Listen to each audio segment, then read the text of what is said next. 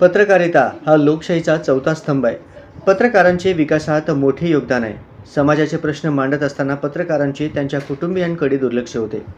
आपल्या आईवडिलांच्या त्यागाचा विचार करून विद्यार्थ्यांनी त्या त्या क्षेत्रात सर्वोच्च स्थानी जाण्याचे ध्येय बाळगले पाहिजे, असे आवाहन मान्यवर संपादकांनी केले.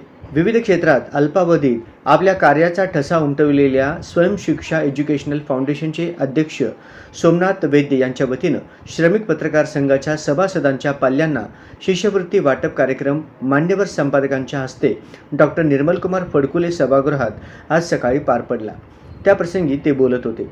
यावेळी विचार मंचावर श्री सिद्धेश्वर देवस्थान पंच कमिटीचे अध्यक्ष धर्मराज काडादी, दैनिक स्वराज्यचे संपादक राकेश टोळे, दैनिक लोकमतचे कार्यकारी संपादक सचिन जवळकोटे, दैनिक दिव्य मराठीचे निवासी संपादक नितीन फलटणकर, दैनिक तरुण भारतचे निवासी संपादक प्रशांत माने, फाउंडेशनचे अध्यक्ष सोमनाथ वैद्य, सोलापूर श्रमिक पत्रकार संघाचे अध्यक्ष विक्रम खेलबुडे, मराठी पत्रकार संघाचे अध्यक्ष मनीष केत, दैनिक तरुण भारत संवादचे संपादक विजय देशपांडे, दैनिक जनसत्तेचे संपादक सरदार अत्तार, दैनिक कटुसत्तेचे संपादक पांडुरंग सरोबसे, एकमतचे आवृत्ती प्रमुख संजय येऊलकर, इन न्यूज चॅनल प्रमुख समाधान वाघमोडे, द न्यूज प्लस चॅनलचे संचालक तात्या पवार, श्रमिक पत्रकार संघाचे माजी अध्यक्ष दशरथ वडतिले, सामाजिक कार्यकर्ते महादेव बगले आदींसह मान्यवर उपस्थित होते.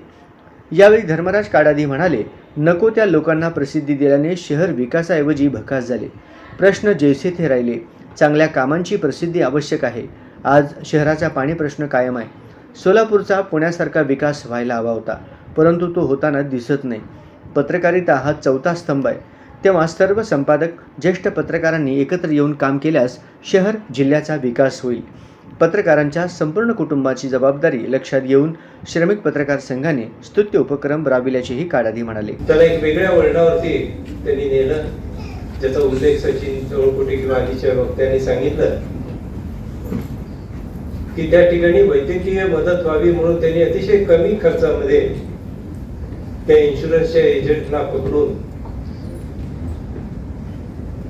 सर्वच पत्रकार बंधूंना त्याची सोय करून दिली आणि ती किती उपयोगाची त्या कुटुंबाला ठरते ते आपण स्वतः अनुभवलेलं असावं. तशाच पद्धतीनं वर्षातनं एकदा सर्व कुटुंबाचं गेट टुगेदर करून त्यांना शालेय शिक्षणाचं म्हणा इतर वस्तूंचं वाटप श्रमिक पत्रकार संघाकडनं होतं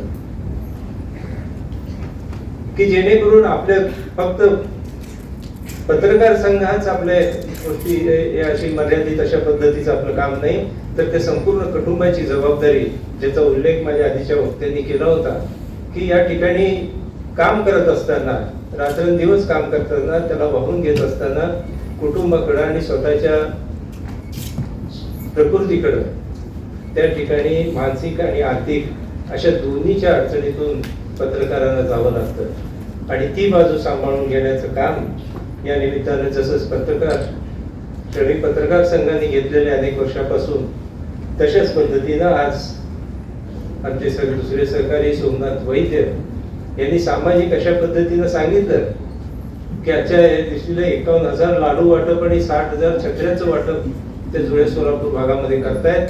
परंतु त्याचबरोबर एक भूमिका म्हणून आपलेच हे पत्रकार मंडळी यांना कुठेतरी त्यांच्या पाल्यांना आपण मदत करता येईल का आणि ती व्यापक स्वरूपात कशा पद्धतीनं करता येईल याची भूमिका त्या ठिकाणी त्यांनी घेतली आणि खेलपुडेच्या सोबत सर्व श्रमिक पत्रकार संघाला घेऊन या ठिकाणी हा कार्यक्रम होतोय.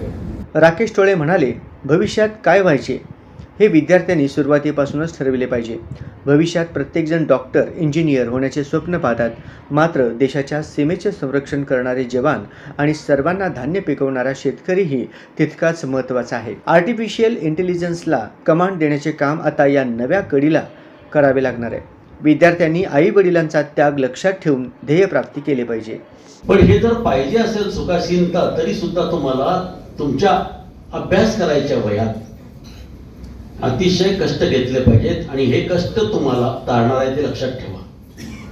कुठलीही गोष्ट उगाच मिळत नाही, त्या पाठीमागं खडतर तपश्चर्या लागते आणि म्हणून माझी तुम्हाला विनंती आहे की भविष्यात प्रत्येक जण डॉक्टर, इंजिनियर होऊन चालणार नाही.